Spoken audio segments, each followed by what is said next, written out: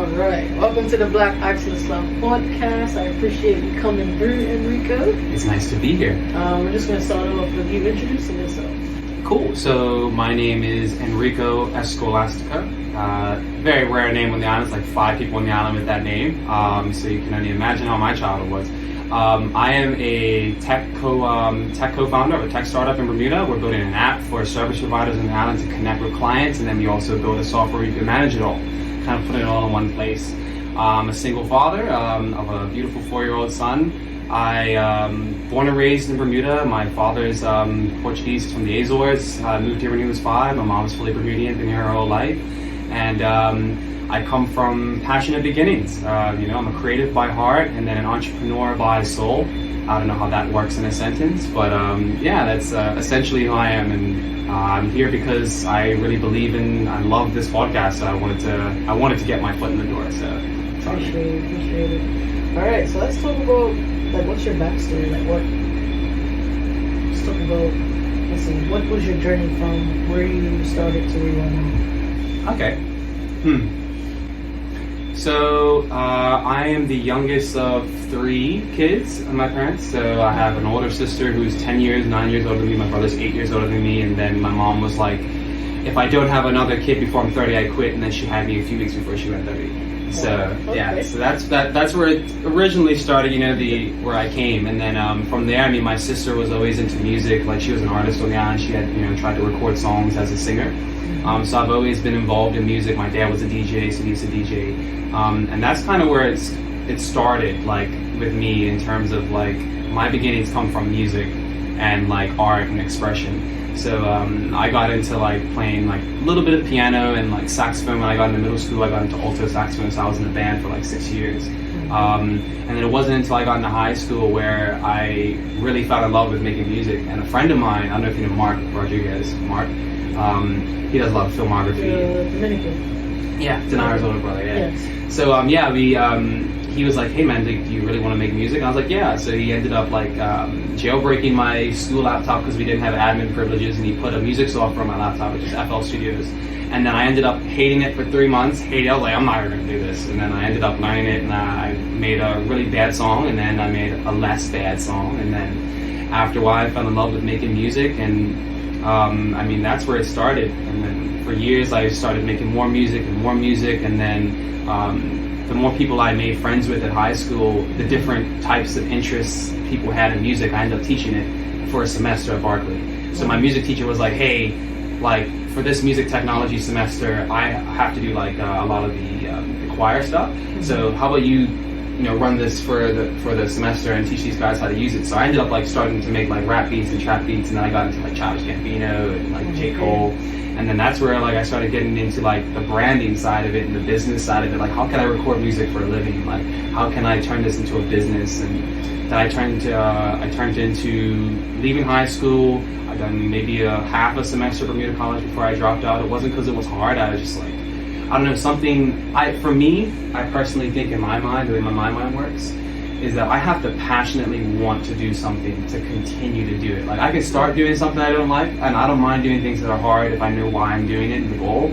But I felt part of me decided to go to Bermuda College, or to go to college for the expectations of others, what they expected me to do. That's what I was expected. So I ended up leaving Bermuda College halfway. I became a jet ski tour guide. My brother was like, hey, I got a job opening, so I'd done jet ski tours for about 5 years. COVID hit. In the middle of that, I was trying to start a production company, so we were trying to do film and music. And then after that, we kind of were like, hey, we're having all these challenges trying to hit the market, or trying to deal with clients, or trying to get work done. Let's make an app. And then I ended up calling up my friend and was like, hey dude, let's make an app. And then that's kind of how it started. And then from there, we were like, let's make an app for more than just us. And then that's where the madness began 2 years ago. And then since then, here I am.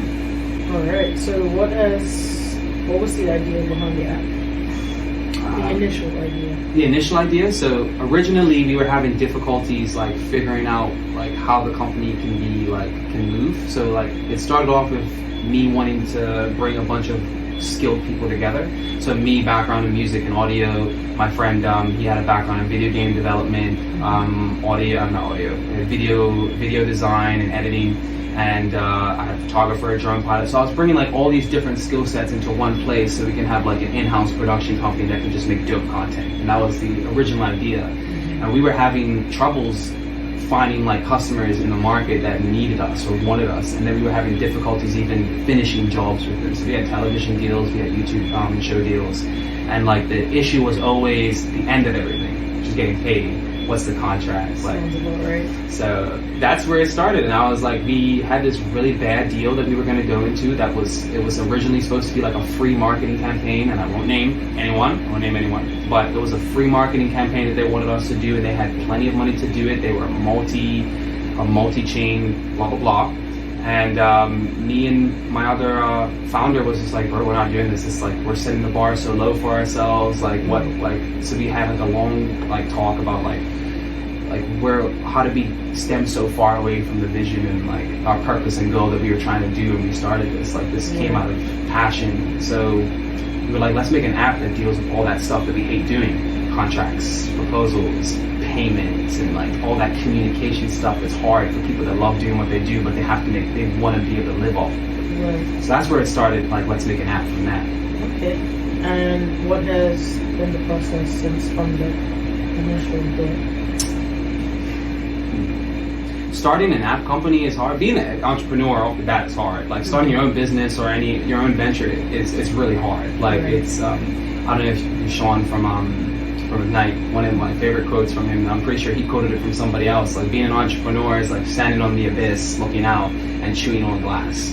Like it's hard and it's a lonely journey. And if you're not talking or communicating with people that are in your space, it's very hard to feel like there's other people that know what you're going through or understanding. Yeah. I can tell you that because that's where I'm at in my life now. I was trying to find a new circle of friends, like-minded people versus people that I grew up with that aren't on the same journey as I am. So definitely understand that. Being surrounded by people that's similar to you. So what was next? So what came next was like a bunch of long conversations. We started off as 3, so all 3 of us used to have, and this was in COVID when we decided to do this. So we were in lockdowns, couldn't really leave the house. Originally our first meeting started off meeting at Brew before COVID hit seriously. So we were meeting at Brew, we were meeting at like Generosa's, having lunch and like talking about the business. And then when we had to do it from home, we were having like anywhere from 5 to 10, 12-hour calls, just talking about ideas. Sure. So you had nothing else to do. We had nothing else to do. We really wanted something that was like, we wanted to take it very seriously. And we got mentorship too. So Enrico from Sargasso, we had mastermind sessions with him, and it was like incredibly helpful. It was like to hear his journey and how he went through it, and some of the recommendations or advice that he gave us, which really did help a lot. But it also we thought too much. I'd say like a really good quote that someone told me like a week or 2 ago was, if you keep thinking about step 1, 2, 3, 4, 5, 6, 7, 8 and onward, like you're never going to get to step 1. Right. And when you do get to step 1, you're going to realize that step 2 and 3 don't even exist, and it's a whole completely new step 2. So start with step 1, get to step 1. It's okay to think forward, but it's always like think about step 1 first and like make the step so that you can then make another step. All about incremental growth. I'm pretty sure we can all find plenty of videos or pictures on that. Yeah, most definitely. So initially started with 3 of you. It was 3 friends? 3 friends, yeah. And friends from high school, 1 from middle school, 1 from high school. And we were just like-minded people at the time. Okay. And now it's just 2 of you. Yes. What happened there? Oh man. Okay. So what I think is that when you put 3 brilliant minds together, let's say, and you all are 3 big thinkers, and all 3 of us kind of think differently than each other. So I'm more passionate, like heart-driven, emotionally driven, empathetic, and then one of the other people, they're more like logically driven. So they're like, this step does this, and if you're a coder, if anybody knows about coding, like you really do have to think of things incrementally in steps and like logistics and stuff. And then the other person was the big thinker, right? So he's like, oh, we can do this, and that, and that's great, right? But when you start, when we all start thinking like not together, but more so at each other, it makes it hard, and that's why we were having 12-hour phone calls. I mean, 12-hour phone calls sound crazy. I mean, like, you'd think we were getting so much done, but in reality, we have 12-hour phone calls to then pick back up on that 12-hour phone call the next day. And we did get a lot done. I would say that, like, we did a lot of the back work. But what happened is, it's just, when three of you are trying to make things happen, and me being a single dad and stuff, and trying to figure out how am I being a single father and starting a tech company and trying to figure out how I'm navigating the world, what's my purpose and why am I doing what I'm doing. Like, everyone's why's kind of get mixed up. Like, you know, so I think the third person who's no longer with us, he still helps out every now and then, like gives advice and stuff like that. And he's still like my best friend. At the time, I just think that all three of us couldn't come together to make step one. So like, step one wasn't happening, and at that time we were compartmentalizing. He's like, oh, you do this because you're this person, you do that section because you're that person, like business, or you do marketing. And when you're in such an early stage in a startup, it's really not like that. Like, yeah, you have things that you're good at, but most of the time you're probably going to be stepping out of your little ranges because it's so much to do. It's like, I always look at it like, you walk into an office and you see a bunch of fires all over the place and you see smoke coming from doors. It's like, pick the fires first and then get to the other stuff. So it got to a point where we just couldn't actually make something happen. So me and the other founder decided to try and make things happen on our own, because of trying to find times for us to work at the same time, or trying to schedule meetings, and we were losing out so much time because of it. So I think it was more so one person was just, he had a big vision and he really, like, he was a great entrepreneur, great visionary, but it was just certain things that we needed to do that weren't getting done, and I think it just ended up happening that way. And I mean, even, I don't want to talk too much on that, but I would say that it was a healthy breakup though. It was, I mean, he's still like I said, my best friend. Still have beers with him. I still talk to him to this day. Still asks, like, every now and then I ask for advice on some things, like, just to keep him involved. I just think at the time, certain things needed to happen, and I was more willing to get to step one, because the longer it takes you to get to step one, the more other people are stepping around you, and you're eventually starting walking backwards, I'd say. Let's skip to like where you are now with the business. So basically 2 years have passed from the idea, building a foundation, and where are you now? So I'll leave off from where the founder breakup happened. Okay. So after that happened, there was a lot of paperwork, a lot of agreements, a lot of negotiating, a lot of like... It's me and you and the other founder? Yes, okay. And we did have mediators, and it was all mediated correctly, and I think without them it probably wouldn't have went that well. It went very well. It was able to end off on a good foot as far as I know. From there, we had to pick up everything that wasn't done. So me and my other founder, we had to basically put all the pieces back together for the company, right? So, you know, revamping the business plan, thinking about, you know, how we're going to do sales, what's the brand like, how are we going to get to market, and how are we going to look for investors, like, and these were things that we weren't actually focusing on at the time. I was focusing on branding and marketing and like talking to customers, and my other founder was working on the tech, like how to build the product, like coding it from scratch. So then we actually had to step out of our norms and like work on the business, and like we spent a whole month like in Ignite to like 5:30 in the morning, like almost every day of the week, literally just working hard and like bringing the company to a point, like, you know, getting bank accounts sorted, trying to get, you know, payment system sorted so people can get paid online, so you can secure payment. I spent the last, I want to say 6 to 9 months talking to customers, like calling people up. I mean, I even went to a point where I was like driving up to people's trucks and like, or walking people's yards as the landscapers are then saying, hey, I'm working on X, Y, and Z, and I want to, it's for people like you, and I want to get your contact information, and I want to ask you a couple questions, let's say. Because it's not, I don't see it as selling to them, I see it as, I want to understand what challenges you're dealing with, because that's the sole purpose of us, is to create something that solves these problems for you, that helps your life be easier, helping the business side of working or providing services easier for you. So I spent months like just researching, looking at like different similar things to us, looking at how our product looks, and then looking at the actual challenges in the market, how many businesses are there, collecting information. And then where we are now is we've gotten a team member to help us out. We're now getting prepared to take the app to the next level. So we've gotten the basic core stuff down. Like, you know, you can sign contracts, you can send quotes or estimates or proposals, you can generate invoices, you can get payment, you can check all your jobs and tasks on a task list, you can market your business on an online market store. So now it's more so trying to get from the basic to then, okay, how do we polish this? What's next? What feedback are we getting back from the businesses that we're already working with, and how can we actually build something that's great? So that's like where we're at now, is taking it from the foundation and then building on the foundation correctly. So making sure that the foundation is like, you can move fast with it. Because one thing about a tech startup is you have to be very prepared to move fast, to pivot fast, to change directions, to do something that you're not used to doing, or learning a skill like every week. So we're at that point now where we're back on crunch time again, like we were in March, where we're working late and we're trying to figure out what's next and getting prepared to get investors so that we can take it from where it is now to where it will be. Okay, so how would you say the Ignite program has helped with your business? Because you was in the last cohort, right? Yeah. Gosh, where do I start with Ignite?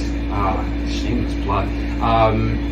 Ignite has been so helpful. Like I think Ignite really saved the business, partially in terms of like workflow, accountability, mindset driven. I mean, like the support and the network that you get through Ignite, the people you meet, it just changes the way you think. Like I said earlier with that quote, it's like staring into the abyss and chewing on glass. Like, imagine you turn around and there's other people behind you that are doing the exact same thing. And that's basically Ignite. Like you find more people chewing on glass, staring into the abyss, and some people find a way to do it easier.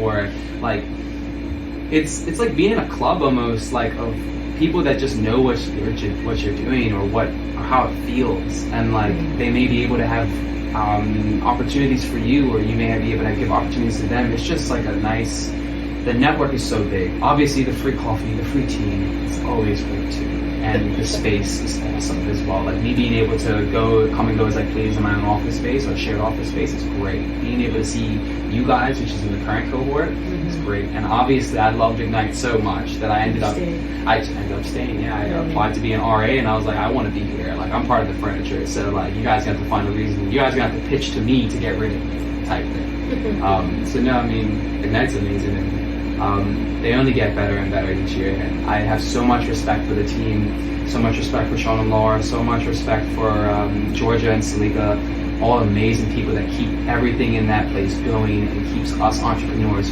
fueled with the mindset to continue going on and shoot glass looking at the abyss, basically. All right, so did you say the name of your app?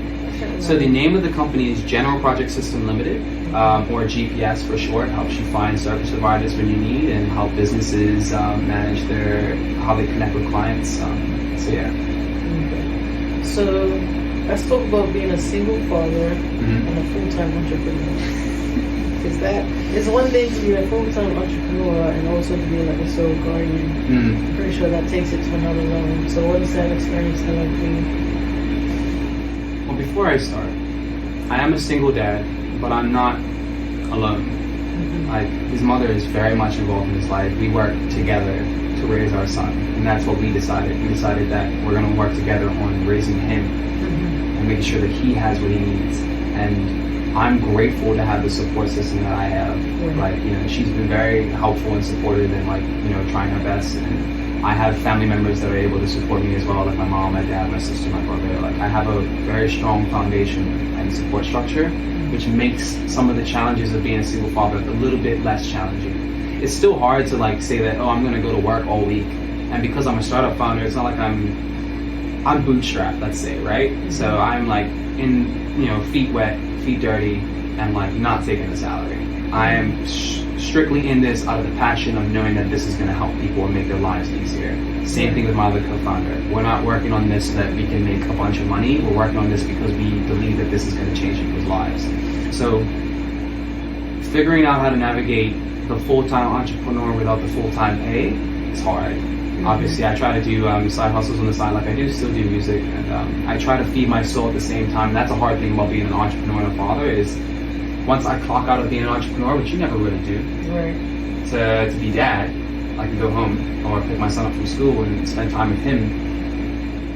And then try to find time for myself after that has been one of the hardest parts. It's like finding time to give back to me. I'd say that one of the hardest parts is kind of figuring out how do I come home to myself. Because when I go home, I'm still entrepreneur Enrico, I'm still father, I'm still dad to my son. Right. And then kind of after all that, like when he's asleep and everyone's sleeping and like I'm trying not to think about my business so much, I'm thinking to myself like, who am I?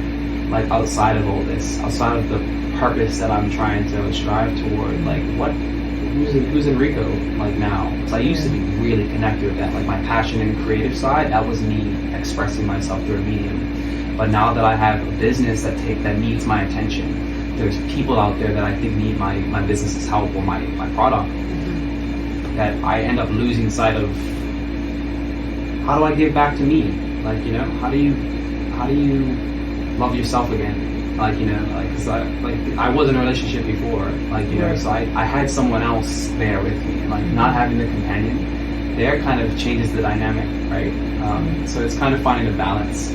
I love being a dad though. I will say, like, it's not for everybody, and like, I will say my son has been a lot of my friends' birth control, but as far as I know, like, I love being a dad. I wanted to be a dad before I was a dad. Like, I knew I was going to have my kid early. Like, I wanted to. My sister and my brother are like 8 years, 9 years older than me. So my sister already had kids. My brother already had kids. I was trying to catch up. So I wanted my son, and I'm so happy that I have him. He really is like a big part of my why. And I actually had my son months after I'd actually witnessed someone die in the water as a jet ski tour guide. So I witnessed death in life within a short period of time. So like, I grew a different appreciation for life over that period. And then over the past 4 years, raising my son has taught me so much about being an entrepreneur too, like, you know, Awesome. what's important.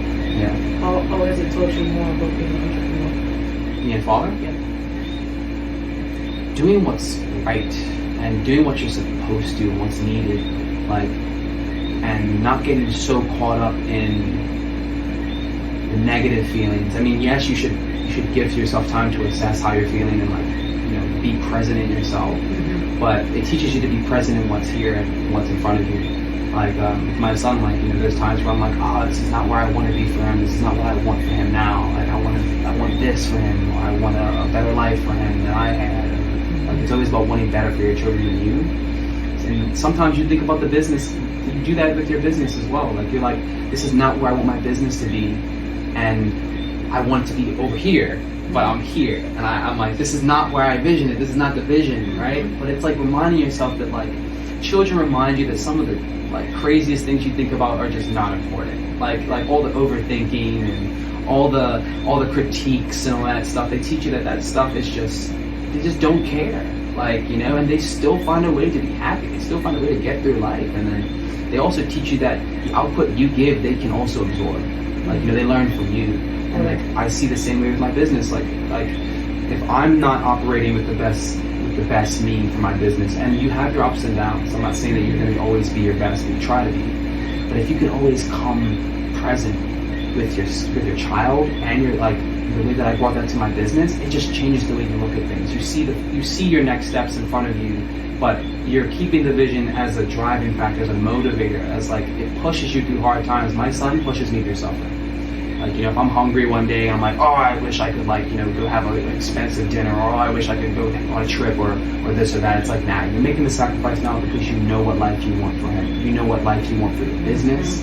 So that's how I've been able to translate or transition or move over some of the lessons I've learned from being a father to being an entrepreneur. It's interesting that you said that, because I can totally agree with the temporary sacrifice for the future. For me, like, a lot of people don't know, like, I gave up my car. Like, I really just gave it up just to try and earn passive income. And it worked. I was able to make $10,000 in about 4 months. To my surprise, I didn't realize it was in 4 months, but after I went back and looked at the time, it was in 4 months, and it's just from a sacrifice, really, you know? So, like, a lot of people now don't know that I downsized. Like, I live in 1 bedroom. Like, literally just living my best life. Here I am recording my podcast. I got a little setup for my embroidery machine, got my desk. Like, I had everything that I need to do what I need to do. So yeah, definitely understand that temporary sacrifices. Once I get back into my apartment, it's over. Like I would still have, like, my living room would probably still be my studio, like, you know? But it's just like, look forward to that when this gets back. But it's temporary sacrifice. It is. Definitely, it's gonna be worthwhile because I'm learning so much about myself as well. So it teaches you that. It does. Yeah. You know, making those sacrifices for yourself, it teaches you what's fundamental and it teaches you what's just BS. Like, you know, like I think a lot of us, because of the world we live in, everything's kind of brought to us on a silver platter right in front of us on the same day type thing. Like we're getting closer and closer to getting things sooner and quicker and faster and bigger and better. Like that we kind of lose sight of what's fundamental when those things didn't exist. And I mean, I'm saying this like I'm 24 and I'm pretty sure people older than me are going to be like, oh, you need to know. But like, I do agree. And like one of the greatest, a really great quote I found out of a book, it's called The Art of Possibility. If anybody ever wants to check it out, it's a really good book. There's something, or a chapter called Everything's Invented, which is like societal norms are invented. The boxes we put ourselves in, it's invented. The boxes other people put you in is invented. Like, you know, there's this exercise where you put 9 dots in the shape of a square, and then you have to connect them all with 4 lines without moving off of the paper. And most people are going to try and connect the dots in the square, try to find a way, but you'll never be able to do it. And then if you turn the page and you look at how it actually is done, you actually have to start off of the square. And then when you go in, you have to then go off of the square again, and then off of the square again, but you still hit all the dots. And it teaches you, it's like, you can invent or set the context in life and you let it unfold. Instead of, I set this goal in these confines or these boxes that I need to step in and then I can possibly reach it. It's like, no, you set the context. You set how it gets stepped. Like, are you going to step or are you going to jump? Like, you know, you have to step. Like, you could jump. Like, you know, you could fly. Why not try? Like, because I mean, if you don't fly, at least you jumped though. Like, right? If you take that step, you're taking a step. Right? And it's okay to start off small. But I really do believe in that everything's invented, and like, especially with me trying to build an app, right? And me trying to build a technology that hasn't technically been there before. And I say me building, my co-founder who's coding it from scratch, like literally looking at a computer for hours a day trying to build something based off of just letters, numbers, and like signs. Like, it's all invented, and we have so much control and power over our next step and how big that footprint is for the next person walking behind us. Right. We are truly able to control how this world turns into and how our lives turn into and how everyone else's lives turn into. And like, if we can believe that, I think then we can do so much. Like, obviously it starts with me, it starts with you, it starts with them, it starts with you guys. But if we can all believe that we are powerful, then it changes the game. It changes how you look at life. It changes your purpose. It changes why you go to work hating everything that you do. It changes why you struggle. It changes why you suffer. Because it's all to a purpose. Like you said, like small sacrifices or short-term sacrifices now, because it's going to be a bigger gain in the long run. You can think about the purpose in life and why we're doing it. We set the context and we let life unfold. That's kind of how I've been living my life for the past couple of years, trying to set my context. Yeah, definitely makes sense. How do you find, when you was developing your business, was it hard to find other people that have done it before in the middle? Like developing that? It's really hard to find coders here, I'll tell you that. Yeah, it's really hard to find developers here. Actually, one thing I learned too over the past couple months, there's actually a good bit of developers, or a couple of developers here that I could have talked to that I didn't know existed, right? So that's one thing. I mean, that's why we're trying to make an app. Access to information. Yeah, not having, that's a big problem for me, having access to good data, and I'm pretty sure like Maya knows from Media Maya, like it's hard to find access to relevant, recent data. So that's why I love everything she does, because she's trying to basically catch up with it. Right. Like, it's hard to find relevant data here on the island, like, that's recent. We're trying to find things. That's what we're trying to do with our app, is help you find people that you wouldn't be able to find, and you have to go through Google Images, and that's when you talk about the business. But finding developers here was hard. I just happened to have a best friend who was a developer, who just passionately wanted to make video games and edit videos because he wanted to make video games. So that just happened to be in my network. But outside of that, the only person I ever talked to that kind of done something similar to me was Colin from Sargasso. And the only reason I was able to have a conversation with him is because I was working 3 jobs and Sargasso was one of them. And he was part of the orientation for it. And I was like, hey, I'm actually trying to do X, Y, and Z. And you know my friend from going through Ignite. And he was like, oh, come into my office and let's talk. And then that's kind of how it happened. But if that didn't happen, I really don't know how I would have found somebody to talk to about that. It's definitely something that's starting to happen more often here. People want to start tech companies here. People want to try and innovate here. I do believe that that's a good next step for Bermuda, is bringing more innovation and facilitating that here and pushing people to want to like think outside the box and create things and build things that we're all going to use. I think that that's important, but no, it is hard to find coders. Okay. And do you think Bermuda has the infrastructure? I think we can have the infrastructure. Okay. I think right now we have enough to start. I think that there's people here that are trying to push that thing. Like, there's other accelerator programs and incubator programs on the island, like Ignite, that are trying to push that. I do know from the tech summit that I went to that Bermuda really is trying to move into the tech world, especially like digital assets, crypto, NFTs, all that kind of stuff. They're trying to be like the top regulator for that, which invites some of the top people in that, or businesses in that industry, to want to come here because it's an enticing jurisdiction, or a nice looking jurisdiction. So I think that we don't necessarily have the infrastructure for it to move as fast as I would want it to move. I do think it can be faster, but I also think that because that's how Bermuda's regulations go, it's so tight that that's why some things may take a little bit longer. But I do think that we can get there. I believe that we can get there. So if I don't, then it won't happen, right? You really have to see it first to then continuously keep yourself motivated to make it happen. Right? But I do think we can get there. I don't think we fully have it now, but I think we have the infrastructure enough for people to start. So what advice would you give to someone who wants to develop an app? Think small first. I know that sounds weird, but there's like something called the midwit meme, where it's like you have the person who doesn't know that much, the absolute genius that knows everything. When you get to a certain point where you start to know enough, where you get here in that curve, you start to overthink everything and you end up trying to perfect stuff and you don't make things happen. There's a weird correlation between the person that doesn't know much and the absolute genius that end up thinking the same way, where it's like they're thinking so simple. It's something called keep it simple, or keep it simple stupid, like KISS, right? My advice is keep it simple. Think about who your customer is, and then think about the challenge that they're facing, and then validate it as a real challenge, right? And all depending on what technology you're building to. MVP, minimum viable product, search it up. Another good resource for you to check out if you're trying to do a tech startup in Bermuda is Y Combinator. Y Combinator, startup school. Look at those resources. That is going to help you with the first steps you may need to know, or myths that you may want to know. Another thing is, search up 10 reasons why startups fail. Search up 10 reasons why you may have a co-founder breakup if you were going to start with a team. A lot of those resources are made to help tech co-founders. If you're getting into the tech world and you want to start your own app company, I would highly recommend checking out Y Combinator. There's other resources out there, but that was the one that kind of changed me. Look for incubator programs. Try and find communities. There is an association that's going to be starting in Bermuda. I don't know if they've started yet. It's called BITA, which is, I think, Bermuda Innovation Technology Association. So they're actually trying to start a community of tech people in Bermuda. And always reach out to me.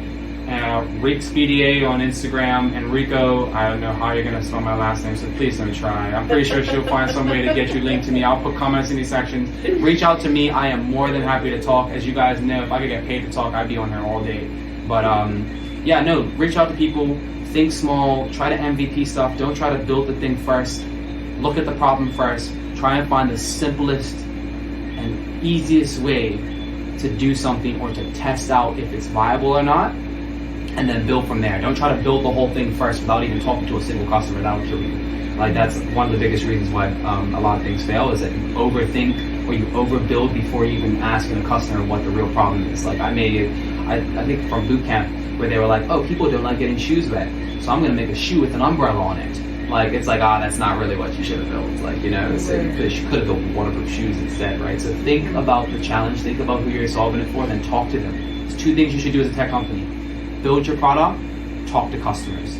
Top 2 things. and all the other stuff of building your business will come to you and you'll figure it out. If you need some help in Bermuda, come reach out to me. There's other people out there too, but I'll be a good person if you want to talk to. I'm always open to talking to people like-minded in Bermuda. And we're also looking for team members, so if you want to get some experience at a tech startup, reach out to me because we're looking for guys right now. So yeah, that's what I would say. Is there anything that we haven't covered that you'd like to discuss? I don't know if I talk any more, the mic might, disintegrate. I mean, like, no, not really. I mean, we talked about entrepreneurship, we talked about innovating, we talked about me being a dad. We talked about a couple things tech. I think that's as far. We didn't talk too much more. I think if you guys want to find out more, you can reach out. All right. She's got a lot more stuff and content for you guys to check out. So please check out all the other previous videos and all the other great people that have come behind me and in front of me. And stay tuned. And please your subscriber. Yes. Subscribe, like, comment, share, send it to your granny, send it to your auntie, send it to everybody. All right. I appreciate it. Yeah, no worries. So what advice? It's basically the same question. Yeah. But what advice would you give to 18-year-old you about what you're doing now? 18-year-old? Yeah. So they want to be a tech founder. What's some advice? Well, basically, you just answered. If you have anything else to add, I would say. Don't rush it. You're 18. You are young. Like that's me. I'm 24 and I'm saying that, right? But like, you are young. Think about what you want to do in your life, and then also think about how that's probably going to change in like 2, 4, 5, 6 years. Like when I was 18, I wanted to start a production company, and now I'm starting an app company. So like, be okay with not knowing. Be okay with reaching out to people and asking for help. Make friends. Network. If this is something you're interested in, I mean, there are schools that you can go to learn more, and that's a really good place to network and find like-minded people. I mean, if you go to Y Combinator, they're gonna, like, Michael Seibel, who's like one of the founders of Twitch, if you guys know what Twitch is, he always says, like, if you're in university or you're wanting to go to university, go there and live that university life out. Meet friends, network with people that you may need help with in the future. And if you're someone that doesn't want to go against the grain, you don't want to go to university, then I would just say, learn a skill and continue learning skills, and build from there. Meet people, find a mentor, find somebody to keep you enabled. But if you're 18, you got plenty of time to figure this stuff out. You got plenty of time to fail. Be okay with making mistakes. You're gonna make them, and the best lessons come from failing. I'll tell you right now, almost every person that you think is successful, that you have looked at to be successful, they have failed way more than they've had successes. And that's the key, is being okay with failing, because you can look at how you failed and what mistakes you made so that you don't do them again. Look at other people's failures as well. I know that I could give you advice all day because I love talking, but I'll keep it at that, okay? Keep to yourself, give yourself time to breathe, love yourself, pay attention to your health, take care of yourself, because I'm telling you right now, I'm 24 and I feel like I should not be feeling like this at 24. So take care of yourself, make friends, love, like that's another big thing too, like, trip and fall and get back up. And always remember that when you fall, you can always get back up. Don't ever give up. The biggest reason why a lot of people fail, outside of money running out and not having a good product, is lack of motivation to continue to go on. A lot of the biggest things that could happen in the world, people gave up on. And if you just keep going, it will eventually happen, or something will happen. Just don't give up. Alright. What advice would you give our listeners on entrepreneurship? Entrepreneurship, like a great person told me, is like staring into the abyss, chewing on glass. But it's hard, guys, okay? Check on your fellow entrepreneurs. If you want to try this stuff out, do it then. If you really feel like it's something you want to try out, then, pay attention to your customers, pay attention to the challenges, and fail fast, I'd say. Like, don't purposely fail, obviously. Don't, actually, put bricks in front of you and trip over the bricks, but, be okay with failing and pay attention to it and assess it and keep going and don't give up. And if something doesn't work out, trust me, something will if you keep going. Like, it honestly is. It really is just trial and error. I mean, you do things 1,000 times, something's got to work. If it doesn't work 1,000 times, do it again. Sometime it will work. Reach out to people that are in your network. talk to other entrepreneurs, apply to Ignite. I mean, like, so you want a head start into being more successful or higher probability, join an accelerator program like Ignite. Check into it. If you're not in it, reach out to the people that are in it or have gone through it. It's a network of people. We all want to help each other. We're not trying to like seclude anything. Isn't like, you know, we really do want to help each other, because when we help each other, entrepreneurs solve some of the biggest problems in the world. Okay, so if you want to be a problem solver, because that's exactly what an entrepreneur is, then you're on the right step. Talk to us. We are more than willing to help you guys out. Alright, so what's next for you and GPS? I want to see how big we can become. I want to see who we can help. I actually know that we can help some more, so I want to see how much more people we can help. We are getting ready to raise some funding in the next month. So really right now we're just crunching on getting ready and getting everything like in order for that, realizing what team members we may need and stuff like that. So we're at the point right now where we're transitioning from being a two-man, three-man operation to then figuring out, okay, what type of team members do we need? Like, you know, and to be honest, if you're starting to look for team members, at this stage that we're in, we need hungry people. You know, we're looking for people that are hungry, that are okay with doing maybe some things that they may not know, or learning a new skill. Because like a tech startup at early stages, that's what it's about. Like, you need people that are willing to be flexible, hungry, and okay with frustrating and challenging things. That's all about tech startups. So what's next for us is that you'll see more of us very soon. Let's just say that. What would you say to your future self 5 years from now? So 29-year-old Enrico. Oh my gosh. My son will be 10 by now, or 9 by now. Gosh. What would I say to me in 5 years? So am I talking down to myself or up to myself? Am I talking to future Enrico right now? Yes. This is future Enrico? What's up, buddy? It's hard back here. I hope it got easier. Probably didn't. Stay loving, man. You know, take care of yourself. Hope you're taking care of yourself. Take care of the people around you. Keep pushing. I'm pretty sure it's really hard right now. It's always going to be. I don't think it will get easier. It gets easier for a little bit and it gets hard again most of the time. Keep loving the people that love you. Take care of yourself, and keep fighting the good fight, bud. Alright. And lastly, where do you see yourself and your business in 5 years' time? So personally and your business. I see myself helping more people.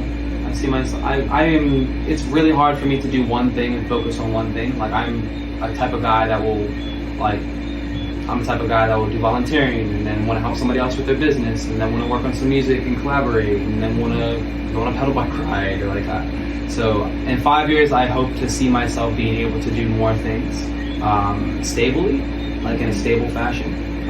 Hopefully the fruit of my labor over the next 5 years will give back to me. My business, I hope that my business, or not even hope, it's not about hoping or if, it's about yet, when, right? So in 5 years, Power of yet. Yep, power of yet. So my business will be in other countries.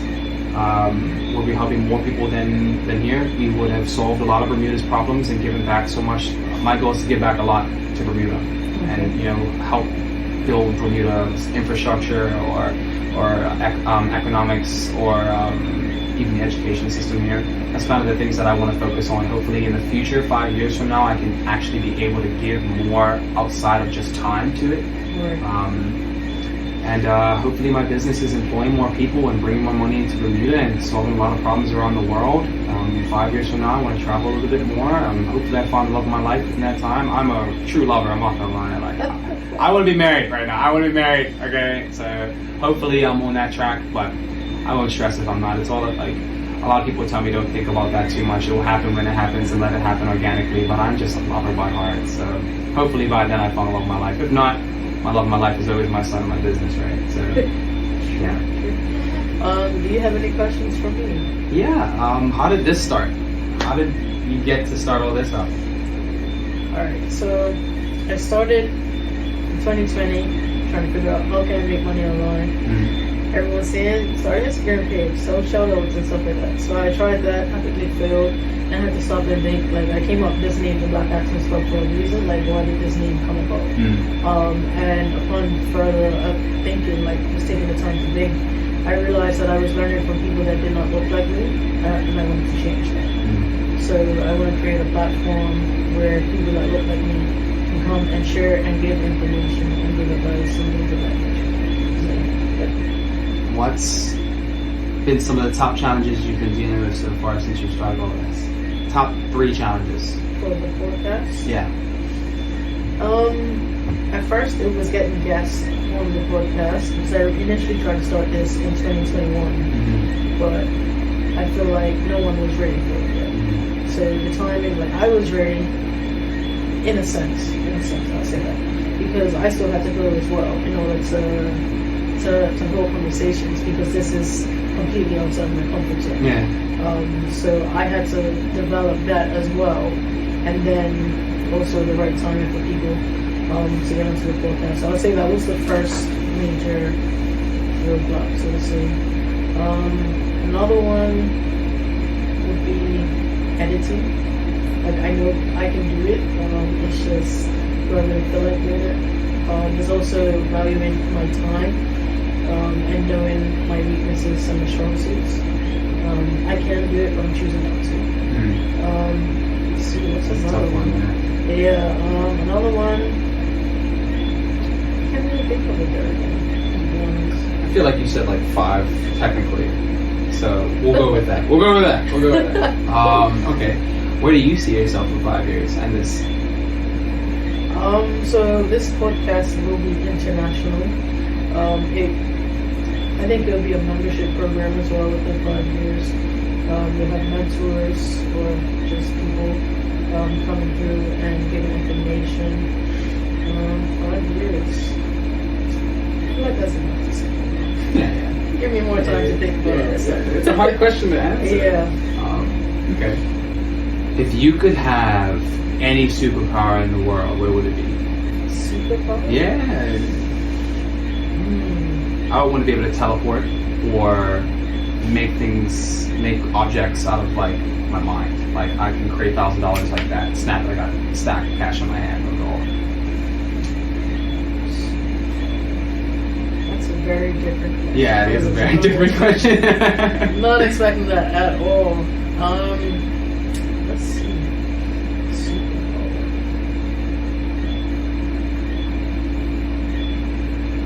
Really got me here. Yeah, you gotta read minds, fly, stretch, go through walls.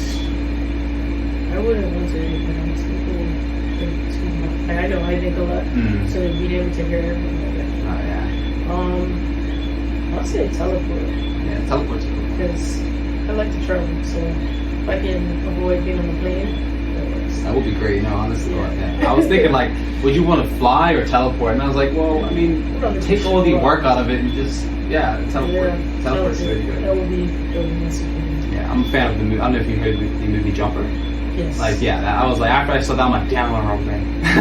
Like, damn, I want to teleport to a bank. No, I'm not gonna rob a bank, guys. Don't get me for fraud. I wouldn't do that.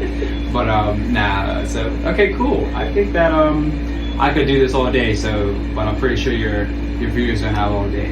But I really appreciate you having me on here. Like, this is an amazing experience. I love everything that you're trying to do or that you are doing. Screw try. Everything that you've done and that you're doing. And it's a privilege to be on here amongst all the other great people you've had on this podcast. I feel like privileged to be here and sit down in this chair and talk to people or talk to you. So I'm happy. Thank you so much. Thank you so much for coming through. I really appreciate that. And tell people where they can find you. Find me? Yeah. Oh man.